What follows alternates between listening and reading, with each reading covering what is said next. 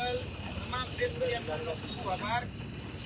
આજે એક એવા ચમત્કારની તમારી જોડે ચર્ચા કરી છે કે જે ગુજરાતની અંદર કદાચ પહેલી વખત આવું ક્યાંક ચમત્કાર એટલે કૌભાંડ એ તમે જોયું હશે। ત્યારે એવું જોયું છે કે કોઈ પણ આત્મા એ આવી અને બાયોમેટ્રિક કરાવી જાય। તમે ક્યારેય એવું જોયું છે કોઈ આત્મા આવી અને જમીનનો દસ્તાવેજ હોય, પાવર ઓફ એટર્ની હોય એ કરાવીને જાય? પરંતુ આ ગુજરાત છે અને ગુજરાતમાં બધું જ શક્ય છે। અને આવો જ એક અલૌકિક ચમત્કાર થયો છે કે આજથી 53 વર્ષ પહેલા ગુજરી ગયેલા એક વ્યક્તિ જે 53 વર્ષ પછી આવી, કદાચ સ્વર્ગમાંથી એને રજા લીધી હશે એક દિવસની, અને અહીંયા આવી બાયડની જે સબ રજિસ્ટર કચેરી છે ત્યાં પાવર ઓફ એટર્ની કરવા માટે આવે છે।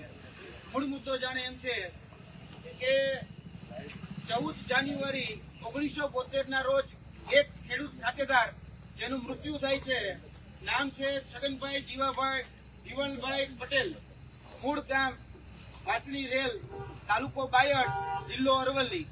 આ જે વ્યક્તિ છે એ વ્યક્તિ આજથી 53 વર્ષ પહેલા એ મૃત્યુ પામે છે અને લગભગ 70 વર્ષની ઉંમરે મૃત્યુ પામે છે।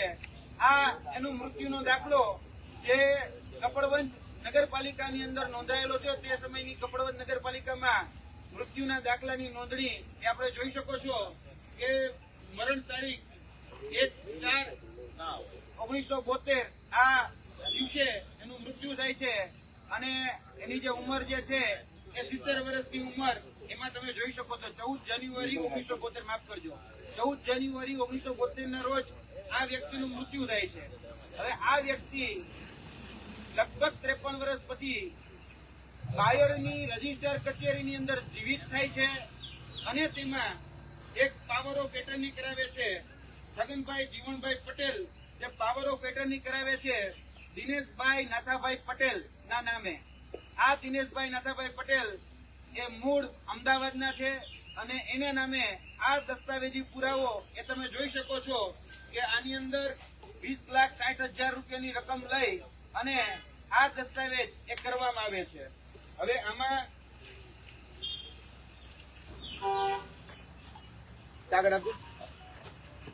દિનેશભાઈ નાથાભાઈ પટેલ એ તમે જોઈ શકો છો કે આ દસ્તાવેજની અંદર જમીન લખાવનાર એટલે કે પાવર ઓફ એટર્ની લખાવનાર અને પાવર ઓફ એટર્ની લખનાર એટલે કે પટેલ છગનભાઈ જીવણભાઈ, જેની ઉંમર આમાં 53 વર્ષ બતાડવામાં આવી છે। હવે વાસ્તવિક રીતે આ ભાઈ મૃત્યુ પામી ચુક્યા છે 53 વર્ષ પહેલા।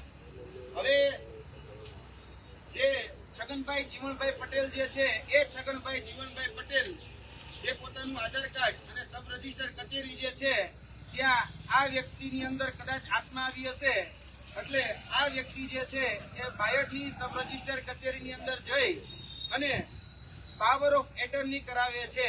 એટલે કે છગનભાઈ જીવણભાઈ પટેલ ને આ દર્શાવવામાં આવે છે આ છગનભાઈ જીવણભાઈ પટેલ છે એ પ્રકારનો પુરાવો ત્યાં આપવામાં આવે છે।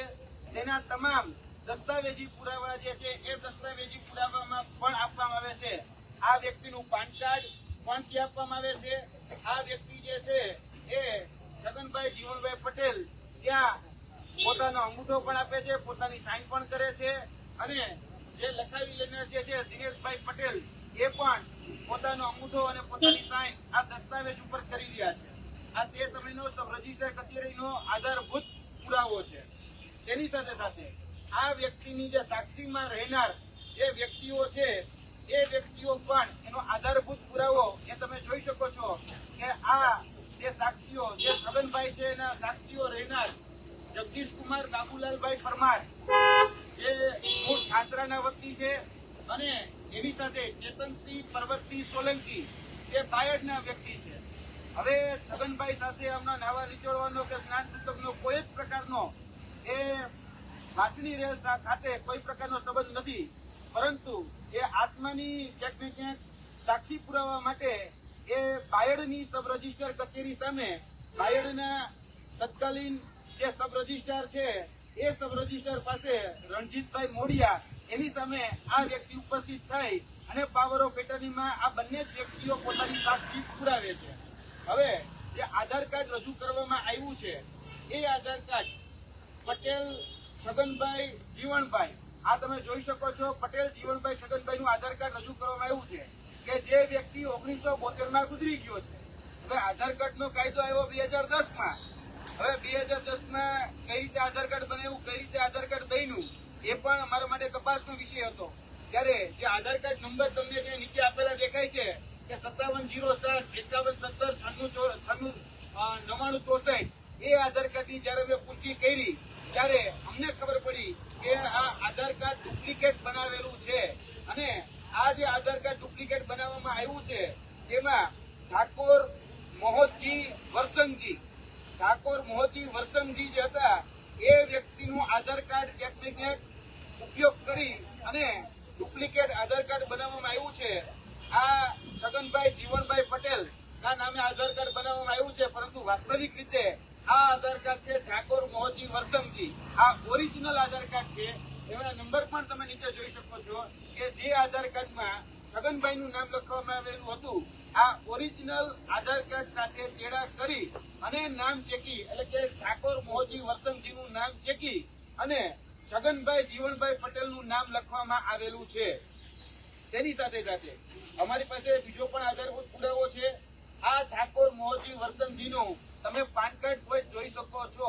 અહીંયા આ પાન કાર્ડ જે છે એમાં પણ ક્યાંક ને ક્યાંક આ જે દસ્તાવેજી જે પુરાવા છે એની સાથે પણ છેડછાડા કરવામાં આવ્યા છે. એમાં જે નામ લખવામાં આવ્યું છે કે મૃત વ્યક્તિ, એટલે કે છગનભાઈ પટેલ જે છે એ મૃત વ્યક્તિનું નામ જોડી અને આખો જે દસ્તાવેજ જે છે એ દસ્તાવેજ કરી નાખવામાં આવ્યો છે. અને આ દસ્તાવેજ જે છે એ બાયડની સબ રજિસ્ટર કચેરીમાં ખોટા આધારભૂત પુરાવા ઉભા કરી આ તમામ જે આધાર પુરાવાઓ છે એ આધાર પુરાવા તમે જોઈ શકો છો. આ ખોટા બનાવટી આધાર પુરાવા ઉભા કરી જે વ્યક્તિના નામે 1950 થી જમીન છે, એટલે કે છગનભાઈના નામે 1950 થી જમીન છે, એનો 7/12/8 નો ઉતારો પણ અમારી પાસે છે, જેમાં એ મૂળ ખાતેદાર છે. આ વ્યક્તિ જે મરી ગયા છે, એટલે કે ગુજરી ગયા છે, સ્વર્ગવાસ જેનો થઈ ગયો છે 1972 માં 14 જાન્યુઆરીના રોજ, અને એ વ્યક્તિને 2025 માં પાવર ઓફ એટર્ની કરવા માટે બાયડની સબ રજિસ્ટર કચેરી અને બાયડના સબ રજિસ્ટ્રાર છે એ જીવિત કરે છે. આ તમામ પ્રકારના દસ્તાવેજી પુરાવા અમારી પાસે છે. અને આમાં મસ્ત મોટું જમીન કૌભાંડ થયેલું છે, લગભગ 9 વીઘા જેટલી જમીન, અને અત્યારે વીઘાનો જે ભાવ ચાલે છે કરોડોમાં ચાલે છે. એટલે કરોડો રૂપિયાનું મસ્ત મોટું કૌભાંડ એ પાવર ઓફ એટર્ની ના માધ્યમથી આખો દસ્તાવેજ કબજે કરીને ક્યાંક ને ક્યાંક આચરવામાં આવતું હોય એવું સ્પષ્ટપણે દેખાય છે. જે સાક્ષીઓને રજૂ કરવામાં આવ્યા છે એ સાક્ષીઓ જગદીશભાઈ બાબુલાલ એ મૂળ ઢાસરાના છે, કાલસર ગામના છે, અને તેની સાથે સાથે બીજા જે સાક્ષી છે ચેતનસિંહ પર્વતસિંહ સોલંકી એ બીબીની વાવ, એટલે કે મૂળ બાયડના છે, અને વાસણી રેલ સાથે એમનો કોઈ જ નાવા નીચોવાનો સંબંધ નથી, છતાં પણ એ આત્માના ઓળખ માટે એ કહી શકાય કે બાયડની જે સબ રજિસ્ટ્રાર કચેરી છે ત્યાં સુધી આવી ગયા. અને બાયડના જે સબ રજિસ્ટ્રાર છે રણજીત મોડિયા એ વર્તમાનમાં મોડાસા માલપુરના સબ રજિસ્ટ્રારના ચાર્જમાં પણ છે. હવે ખરેખર તો પ્રશ્ન એ થાય કે સબ રજિસ્ટ્રારે બાયોમેટ્રિક થવા કઈ રીતે દીધું, કારણ કે આધાર કાર્ડના આધારે જયારે બાયોમેટ્રિક થાય એના ભૂતકાળના મરણના દાખલાઓ છે.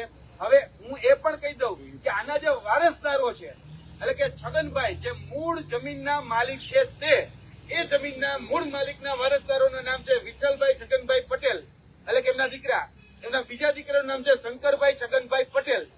હવે એના પોપોત્ર, એટલે કે છગનભાઈના પોપોત્રનું નામ છે રાજુભાઈ વિઠ્ઠલભાઈ પટેલ, જે વર્તમાનમાં હયાત છે અને વર્તમાનની ઉંમર એની 62 વર્ષની છે. એટલે ક્યાંક ને ક્યાંક આ પણ ચોંકાવનારું છે કે જે પોપોત્ર છે એની ઉંમર 62 વર્ષની છે. હવે જે દાદા બતાડ્યા 54 વર્ષના બતાડ્યા, એટલે 8 વર્ષ નીચે, એ પણ ક્યાંક ને ક્યાંક જોવા જેવું છે.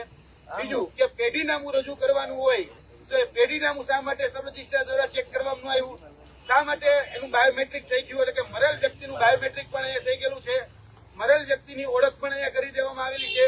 એટલે આ ફક્ત ને ફક્ત કોઈ દીવાની દાવો નથી.